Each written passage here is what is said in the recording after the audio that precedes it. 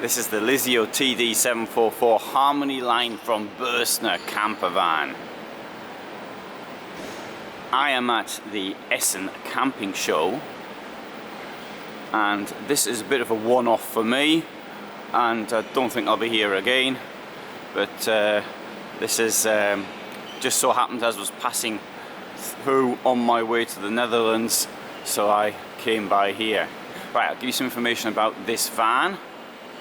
And to start off with, we have its length, which is 749, 230 width, 295 height, and if you put it on 3.5 ton basis, you've got 440 kilos of payload, but that's in ready to go, so that's not actually even the empty weight. So you've got a bit of fuel in there, and it's including the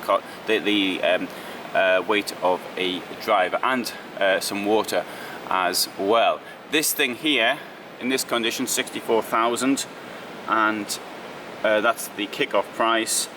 And whereas in this condition here, 71,000. So it's got 8,000 of extras in. There you've got the garage.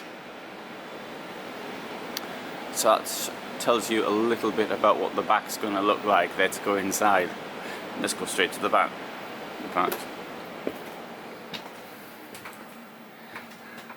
Right, now this van here has got a lounge at the back. As you can see, it's also got an electric bed up there, which comes down, and on my right is the electric controls for it. Now, I've filmed this in various years in the past. It's much similar to previous versions, and this is the 2019 version of this van. On my right here we have the wardrobe.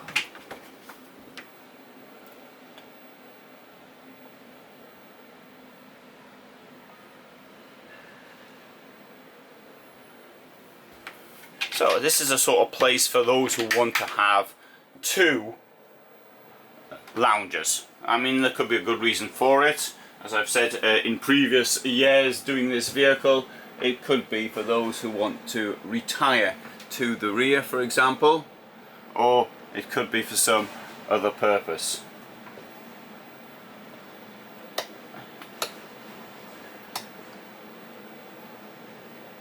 Oh, I can't get the lights on in the back. Never mind. You get the idea.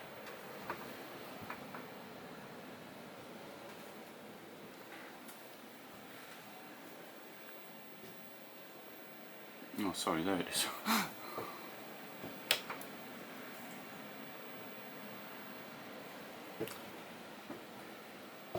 Well, it does have lights on in the back, they're under the bed, but maybe not working at the moment. Right, there we have the Dometic tower fridge.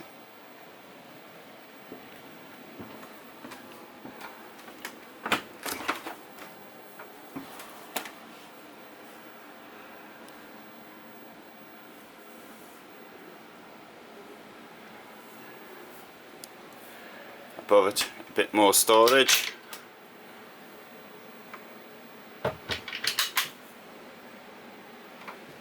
Now I'm trying to hold the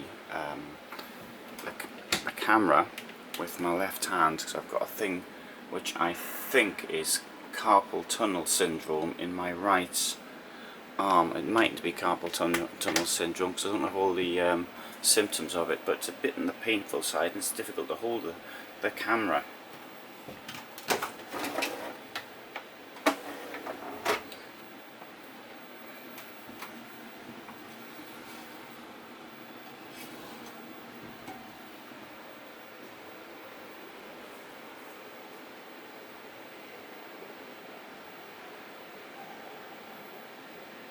I've also got a second bed here, which is above the lounge up there, so I get an idea of that. And here we have the bathroom. I like the way the door opens.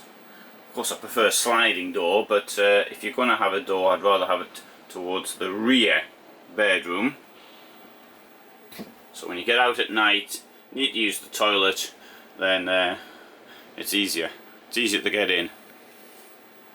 Oh, and since I took my hat off this morning, I see my hair's come off out of place. There, that looks a bit better, I think. Well, it sort of looks better-ish. Anyway, leave that for the moment.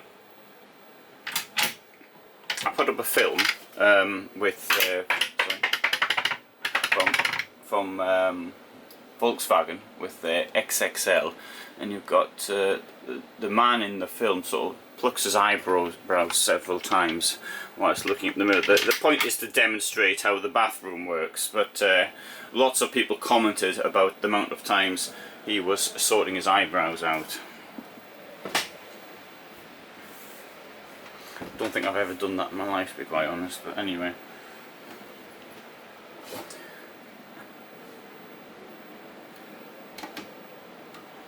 In there you've got the gas. You see that? Ooh.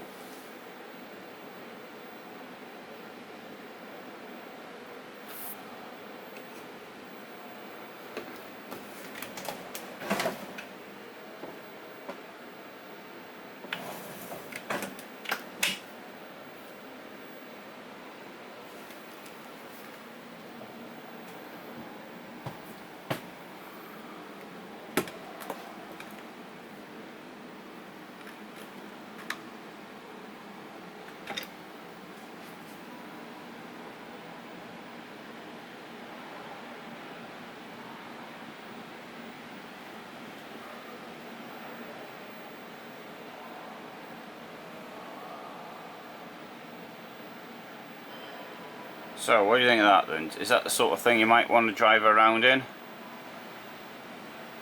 Or is it too much wasted space for you?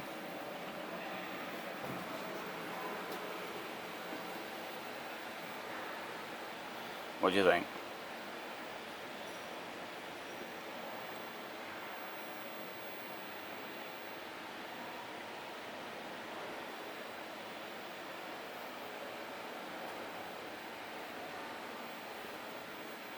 Oh, it's on a Fiat. You get a choice of engines if you buy it new, you do anyway. This case here, it's on a manual gearbox. Having said that, I've noticed that now increasingly popular are the automatic versions, and I appreciate that people seem just to want the automatic gearboxes. And there's also there's a choice of engines as well. So you can have 130, 150, 170 horsepower engines. It is a motorhome, and to be quite honest, if you get the lowest engine, in my opinion, it's more than adequate. You can do whatever is legal in it anyway. You may think, well, how does it pull you up hills? Well, you know, I was driving in Switzerland with a 130 horsepower engine with a 3-ton motorhome, and to be quite honest, it's you know, it's not bad. I've never noticed any difficulties. So that's my opinion. In my current van, it's got a 2.8 litre engine. It's never had any difficulties.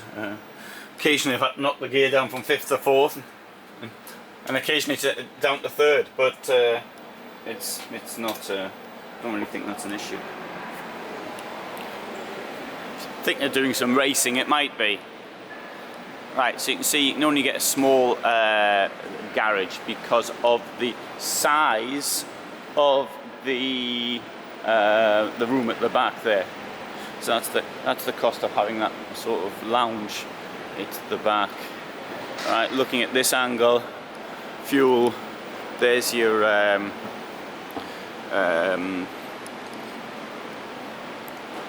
that's I've forgotten the name of it. They call it a service hatch. So you get your electrics go in there, and now, fortunately, you can now lock the things, which is good. And at the beginning, there was a problem with that, and it's also heated. There's your gas. And while I'm walking around, I'll show you some of the vans on the outside.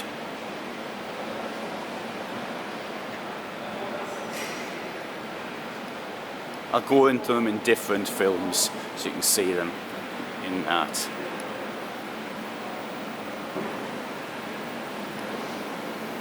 One thing I point out, there's still 30th edition, which has now been out for 2 years. 30 years of Buerstner. Okay then, so there is the Harmony line from Buerstner and TD744, a van with 2 lounges.